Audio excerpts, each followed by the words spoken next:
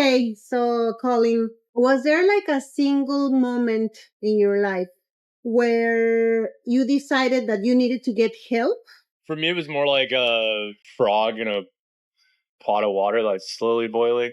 I own my own company, so it's like executive burnout, I guess. I got to the point where I was like just so overwhelmed that I started using alcohol to cope with it. And then it just kind of like, I started drinking to go to sleep. And then I started, drinking at lunch, drinking in the morning. And then, but then it just like wasn't working. And it was just like, I was just drinking to just like to not feel anything more Okay, like, yeah. right? Like I was Feel numb. self-medicating and it Right. just like got to the point where I was like starting to get like sick from it. Like just, and just exhausted. And I just needed like a reset. So that's Right. why I decided. So you were like burned out, so you decided to start using alcohol.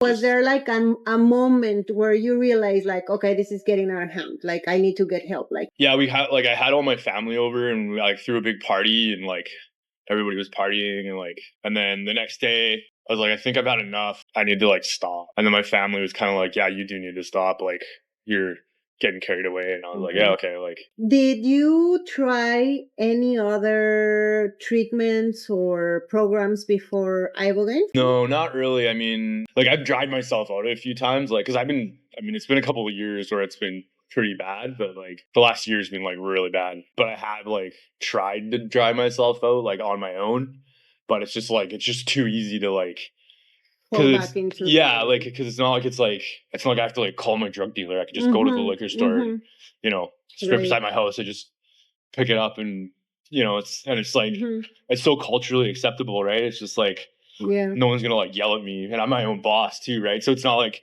if I'm late for work, no one's gonna yell at me, right? So it's which is kind of like a blessing and a curse at the same time, because I'm like my own worst enemy. There's no one to like give me shit for it. And you didn't have like a plan. You tried to stop, but you didn't really try to have like a program set up or a plan or whatever. Like, well, and then I mean, saying like no. Exactly. Did you have any information about Ibogaine before you came here? How was it that you came to learn about Ibogaine treatment? I started hearing about it through like podcasts and then like just some of the internet groups that I'm on. Like I was like, and I was considering it, but like I said too, it's like my like work-life balance, like between like my business and my family. I'm just going to take off for 10 days. It's kind of like, everyone's like, what do you mean? And it's more me than anybody, right? I'm harder on myself than anybody else. I'm trying to find like the time and but just get to the point where I like realize it's that bad that it's like, if I don't do this, like it's going to start affecting like my health, like really negatively. Was there any negative piece of information that you heard or that you feared about taking the Ibogaine treatment?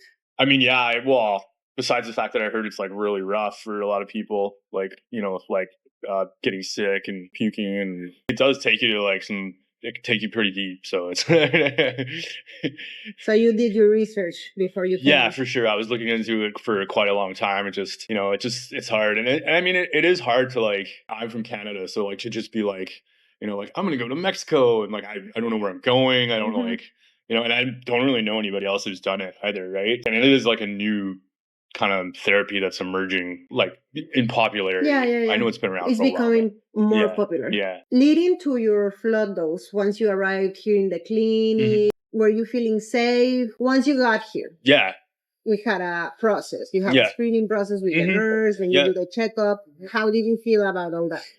Yeah, that was once I got settled in and I was like, took a nap and like got my bearings. Everything was, I felt really comfortable. Yeah. You heard about the life review? This is something that a lot of people that take Ibogaine talk about. Yeah, mine was wild. It's hard to even put it into words, but processing a lot of like, like just, like all the whole gauntlet, like shame and guilt and like remorse for myself, self-hatred, and all of that, right? Processing all of that. And I felt like I like lost myself, like my spirit, and like I let my body like take over. It's hard to describe, like just like my carnal, like hedonistic body desires was like what was driving me. Alcohol and like that's what you self-gratification. Exactly. How you went into the treatment. Exactly. That's before. Like I literally experienced my spirit or my soul like finding it again. My spirit was like hovering over my body, and I could see like my spirit, incredibly photorealistic. Like and it was me. Like it slowly like kind of faded in. I could see me, but it was like I looked great. Like I was like my skin looked good, and like my eyes were bright, and I was like smiling, and I was like happy. But then I could simultaneously see from the perspective of like my spirit of my body. Like I could see myself, which is crazy because I could literally like see myself in the bed with the blindfold, and like I could see myself and I look like shit. Like I was like, oh my God, like what did you do? Like ego-shattering, like mind-altering experience, because like I could see from both perspectives at like the same time. It was like this 4-dimensional, it's hard to put into words. At the same time, it's like, it's not like it's like a weird, it's almost not even psychedelic like it is, but it's like, it's so like real. It's not like weird and like cartoonish or anything like that. It's just, it was like it was happening. And it was like, I was almost, and like you're very conscious while this is happening. And I kind of like faked a smile at my spirit, if you want to call it that. My spirit just kind of like laughed and then like kind of took off. And then like I talked to my abuela and just kind of went on like this kind of ride with my spirit. It was wild. That's great. A lot of people that are seeking treatment for substance abuse, worried about the withdrawal syndrome. Did you experience that? Was that something that you were able to cope with easily? I wouldn't call it easy, but you guys made it like really, because that's the other thing too. Is so like, I mean, getting like vitamin supplements and like IV treatments and just like the massage and the like all of that like intertwined with the Ibogaine. And then the Ibogaine it's weird when you're on like the flood dose. It's like it like kind of ceases your withdrawal symptoms. Like you just don't really feel that. Like you're so preoccupied in your mind that it kind of just like your body just kind of is just there. Yeah, it definitely helps for sure. Is there anything that you would tell somebody that is looking into maybe getting this treatment? I wish I would have brought a book. Okay. We have some books. I wouldn't bought a pair of slippers because like my feet were freezing, like because the like if you're withdrawing and then you're like, if you don't have like my feet got so cold, and it was like the one thing that was bugging me in the first treatment. So I don't know, bring a pair of slippers, because that's the thing is like you're almost like half paralyzed when you're on it, right?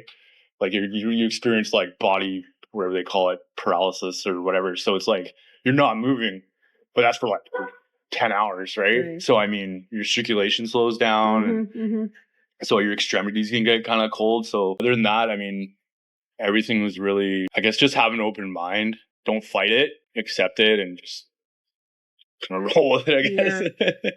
Thank you very much, Colin. I'm really glad that you came down here. Yeah, me glad too. to have met you, and I hope that the treatment continues to, because it's going to continue working. The Ibogaine is going to continue to work in your body for the several weeks after the treatment. Yep. If you decide to come back, we would be glad to have you. Like I said, I'm already trying to make plans to get my wife down here to do it. Thank you very much. Great. Thank you very much.